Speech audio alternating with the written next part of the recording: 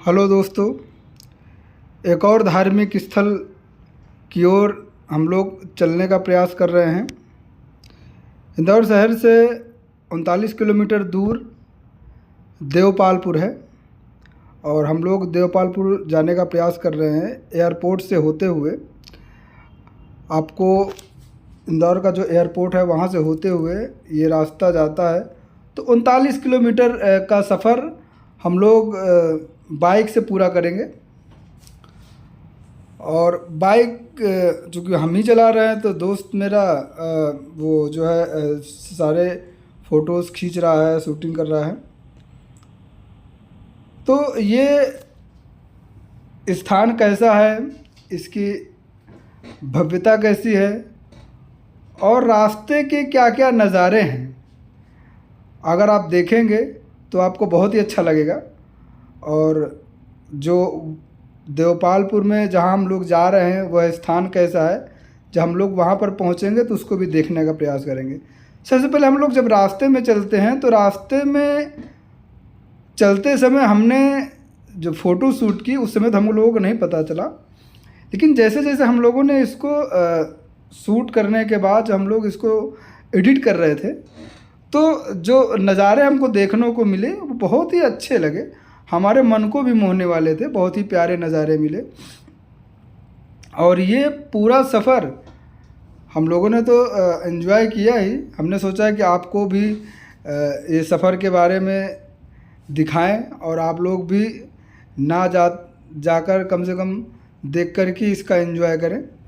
तो ये पूरा सफ़र बहुत ही प्यारा सफ़र था और इस सफ़र में जहाँ तक हो सका हम लोगों ने कुछ मेन जगहों को जो है दिखाने का प्रयास किया, या फिर रास्ते के कुछ मेन स्थान थे उनको भी दिखाने का प्रयास किया है। जिस तरीके से रास्ते से गाड़ी चलती है तो रास्ते के क्या जगह होती हैं या फिर रास्ते में किस तरीके का नज़ारा दिखता है वो हम लोगों ने दिखाने का प्रयास किया है। आशा है आप लोगों को अच्छा लगेगा। इसके साथ में हम लोग धीरे धीरे चलते हैं कि हम लोग कहाँ कहाँ तक पहुँच सकते हैं और रास्ते में कुछ जो भी आपको ठीक ठाक के स्थान मिलेंगे उनको भी दिखाने का प्रयास करते हैं। चलिए हम लोग आगे चलते हैं। तो दोस्तों, रास्ते के जो प्राकृतिक नज़ारे देखने को मिल रहे थे, जैसे शाम का समय था और शाम के समय हम लोग जा रहे थे तो सूर्य हमको इतना ज़्यादा अच्छा लग रहा था, बहुत ही प्यारा लग रहा था। शाम का समय था और बहुत ही सुहावना मौसम दिख रहा था। बादल में सूर्य एक रियल ग्रह जिस तरीके से कहते हैं बहुत ही सुंदर चमक रहा था और एक बहुत ही अच्छा नज़ारा देखने को मिल रहा था।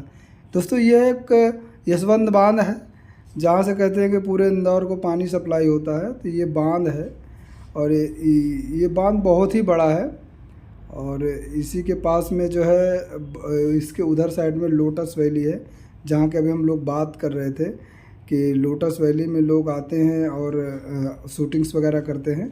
तो ये सारे स्थान बहुत ही सुहावने स्थान हैं और इस तरीके से हम लोग सफ़र का आनंद लेते हुए आगे बढ़ रहे हैं और देखते हैं और भी आगे कौन कौन से सुहावने आपको नज़ारे दिखाने का अवसर मिलता है। दोस्तों, ये देखिए पूरा बांध जो है बहुत ही बड़ा डैम है, यशवंत डैम जिसको बताते हैं। ये पूरा डैम अब कितना पुराना है कितना वो नहीं है, उतना तो हमको जानकारी नहीं है, लेकिन कुछ भी कहिए शाम का समय था और शाम के समय में बहुत ही सुंदर नज़ारे के साथ हम लोग इसको क्रॉस कर रहे थे और देख करके बहुत ही प्यारा लग रहा था। कभी भी आप जब बहुत ज़्यादा काम से परेशान हो जाए या काम से बहुत ज़्यादा फ्रस्ट्रेट हो जाए तो ऐसे प्राकृतिक स्थलों पर या प्राकृतिक नज़ारों को देख करके मन को बहुत ही आत्मिक शांति मिलती है। क्योंकि देखिए स्पेस में जो पीस है वो बहुत ही मन को सुकून देने वाली है और मानव द्वारा निर्मित किसी भी इंस्ट्रूमेंटल टूल्स जो भी हैं उनसे तो आपको आत्मिक शांति नहीं मिल सकती है। तो इसी तरीके से यह जो पूरा नज़ारा है प्राकृतिक स्थल का, यहाँ पर पहुँच के सभी को जो है आत्मिक शांति मिलती है। इसी वजह से हमारे यहाँ बहुत सारे ऋषि मुनि जो है जंगलों की तरफ रुख करते थे।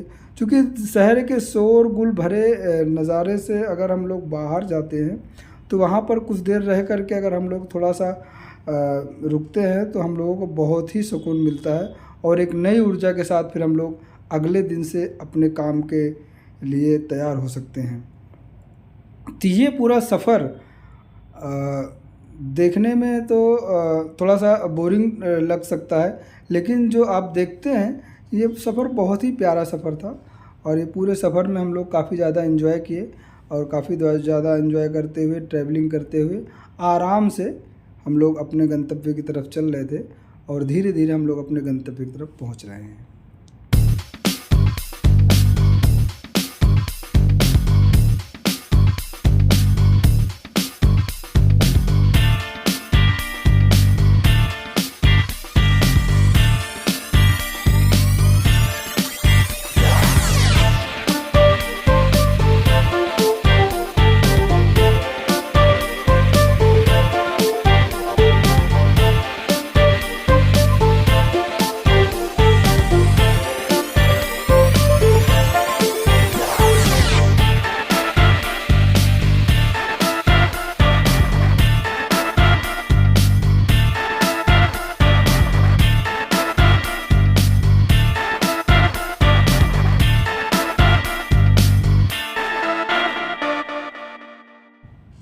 तो दोस्तों हम लोग अपने गंतव्य पर आ चुके थे, बस थोड़ी दूर था और ये देवपालपुर में जहाँ पर हम लोग आए हुए हैं वहाँ का पार्किंग स्थल है और ये पार्किंग स्थल से ही दुकानें जो है यहाँ पर जो भी है खाने पीने की या फिर फूल जो है प्रसाद जो भी लेना होता है लोग वहाँ पर चढ़ाने जाते हैं। तो उसके लिए ये पूरा है। हम लोग यहाँ पर बगल में गाड़ी खड़ी करेंगे और गाड़ी खड़ी करने के बाद देखते हैं कि हम लोग इस स्थान पर पहुँच करके कैसा स्थान है, कैसी इसकी स्थिति है, उसके बारे में जानते हैं। दोस्तों अब ये देख सकते हैं 24 अवतार मंदिर देवपालपुर का है और यह 24 अवतार मंदिर भगवान श्री हरि को समर्पित है। उनके 24 अवतारों के बारे में यहाँ पे दिखाया गया है और ये पूरा मंदिर जो है 24 मंदिरों में निर्मित है। जो इसका पूरा जो स्ट्रक्चर है वो 24 मंदिर अलग अलग सभी जो अवतार हैं उनके जो सारे मंदिर जो हैं उनके सब अलग अलग मंदिर हैं। ये यहाँ का सेल्फी जोन है, श्री अवतार जो हैशटैग लगा हुआ है सेल्फी जोन था और ये पूरा यहाँ से पूरी लाइटिंग की व्यवस्था भी रात में क्या होता है ना, यहाँ से पूरी लाइटिंग वहाँ तक जलती है। चूँकि अभी इस समय 6 साढ़े 6 बज चुके हैं तो सूर्य जैसे जैसे अस्त हो रहा है वैसे वैसे लोग लाइटिंग को थोड़ा सा जो है चालू कर दिए हैं और यहाँ से लेकर के पूरा आपको देखने में बहुत ही प्यारा मंदिर लग रहा है और ये एक बहुत ही अच्छा मंदिर है, धार्मिक स्थल, बहुत ही प्यारा धार्मिक स्थल है। और इसी के ठीक सामने ये फाउंटेन बनाया गया है, फव्वारा, और ये फव्वारे से चूँकि थोड़ा सा अगर लुक को अच्छा देना होता है तो जो है फव्वारे को जो है लोग थोड़ा सा एंजॉय करते हैं। इससे क्या होता है कि आसपास थोड़ा सा ठंडा माहौल भी बना रहता है। और ये सामने आप देख सकते हैं भगवान शिव की जो है प्रतीक रूप में भगवान शिव का शिवलिंग बना हुआ है और ये मुख्य द्वार है। ये देखिए यहाँ पे लिखा सर्वभौम हिंदू धर्म श्री 24 अवतार तत्व ज्ञान मंदिर देवपालपुर। ठीक है, अब यहाँ पर इनके निर्माणकर्ता जो है अधिष्ठाता सदगुरु भगवान जो है, इनके निर्माणकर्ता का नाम भी है। सामने जब हम जाते हैं तो जो प्रधान देवता हैं यहाँ के, कहते हैं ना हर मंदिर के एक प्रधान देवता होते हैं, तो यहाँ के जो प्रधान देवता हैं वो श्री हरि भगवान विष्णु यहाँ के प्रधान देवता हैं। और इन्हीं के 24 अवतार जो भी इन्होंने 24 अवतार लिए, उन सारे 24 अवतारों को एक एक मंदिर में दर्शाया गया है। तो इस समय हम लोग बहुत अच्छा समय था, हम लोग पहुंच चुके थे, आरती होने वाली थी और हम लोगों ने आरती में भाग लिया। तो आप देख सकते हैं आरती शुरू होने वाली है और जैसे आरती कंप्लीट होती है फिर हम लोग आरती दिखाते हैं।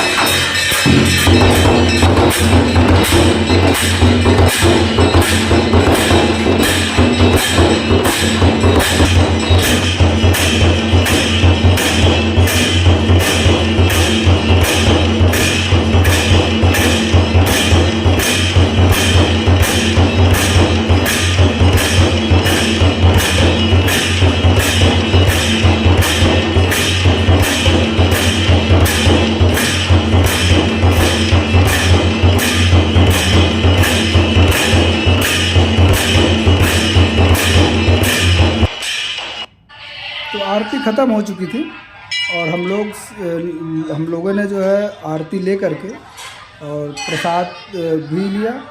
और प्रसाद सभी देख रहे हैं, सभी लोग प्रसाद ले रहे हैं और भगवान श्री हरि के दर्शन कर रहे हैं और आरती भी ले रहे हैं। और ये सारा नज़ारा चलता है, क्योंकि जब आप किसी धार्मिक स्थल पर पहुंचते हैं और ऐसे दृश्य देखते हैं तो बहुत ही मन को सुकून मिलता है। एक एक मंदिर भगवान धन्वंतरी से स्टार्ट होता है और एक एक मंदिर, चाहे भगवान श्री हरि विष्णु के जितने भी अवतार हुए उन सभी अवतारों के एक एक मंदिर यहाँ पर बनाए गए हैं। एक एक मंदिरों को दिखाया गया है, भगवान श्री हरि के एक एक अवतार को दिखाया गया है।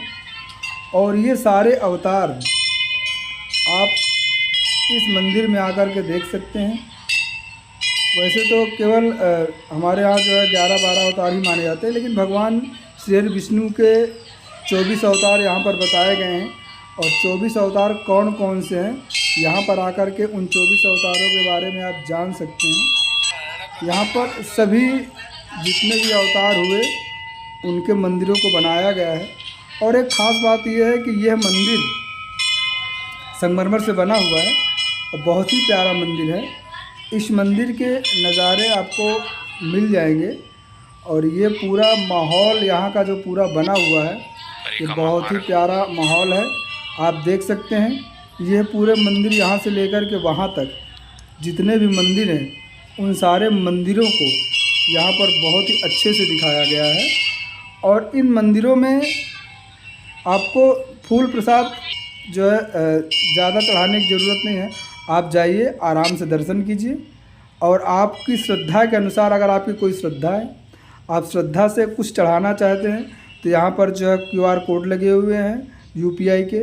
आप उन QR कोड में जा कर के आप अपना सहयोग कर सकते हैं। देखिए, कोई भी धार्मिक स्थल बिना सहयोग के नहीं चलता है। अगर हमको किसी भी धार्मिक स्थल को जीवित रखना है या फिर अपने अस्तित्व को जीवित रखना है तो सहयोग करना पड़ता है। तो ये जो जितने भी धार्मिक स्थल होते हैं यहाँ पर जो चढ़ावे आते हैं, तो देखिए ऐसा कहा भी जाता है कि हमारे सनातन धर्म के जितने भी मंदिर हैं उनमें चढ़ावा बहुत आता है। और इनके द्वारा सामाजिक कार्य जो किए जाते हैं वो सामाजिक कार्य आपको जो है बहुत ही रेयर केस में जो है ये लोग सहयोग करते हैं। देखिए, इसको वर्ल्ड रिकॉर्ड भी मिला हुआ है।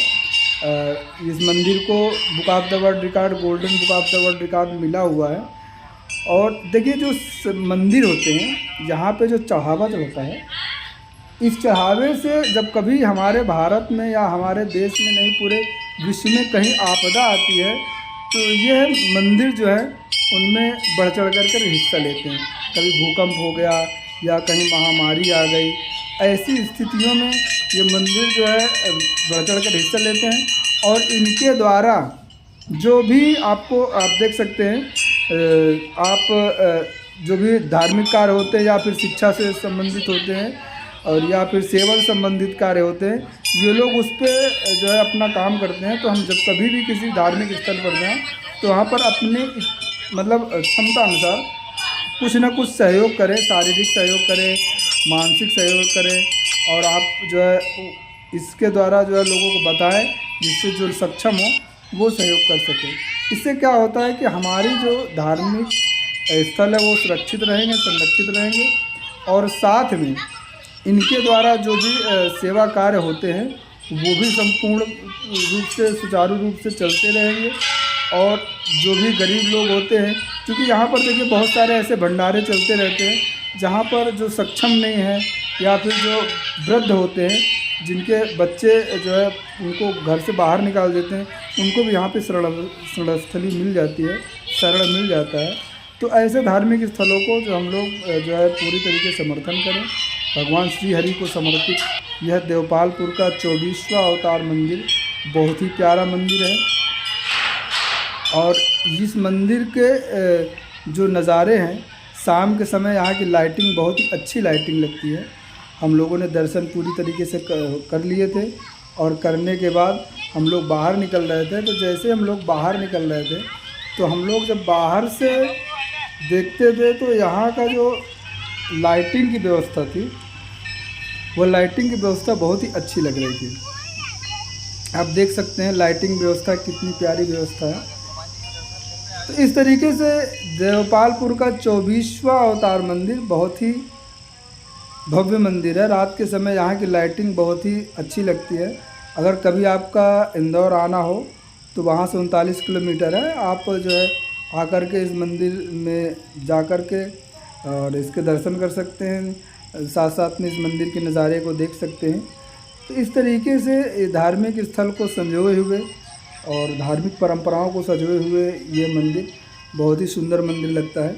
और इस मंदिर कि देखिए आस्था तो सबकी अपनी अपनी है। जैसी आपकी आस्था होगी, आस्था तो आप पत्थर को भी पूजेंगे तो वो भी जो है आपको फल देने लगता है। विश्वास होता है आपके अंदर कितना विश्वास है, और उन विश्वास को फलीभूत करने के लिए किसी सहारे की ज़रूरत पड़ती है। और वो सहारे क्या होते हैं? हमारे धार्मिक स्थल होते हैं। और वही धार्मिक स्थलों से हमको आत्मबल मिलता है, और उस आत्मबल को ले करके हम लोग नई ऊर्जा के साथ नए क्षेत्र में जब जाते हैं या फिर अपने कार्य को करते हैं तो हम और अच्छे से, बहुत अच्छे ढंग से करते हैं। तो ये पूरा जो है हमारा सफ़र रहा। आप लोगों के सफ़र कैसा लगा आप लोग ज़रूर बताएं। मिलते हैं नई वीडियो में, तब तक के लिए आप स्वस्थ रहें, मस्त रहें। नमस्कार।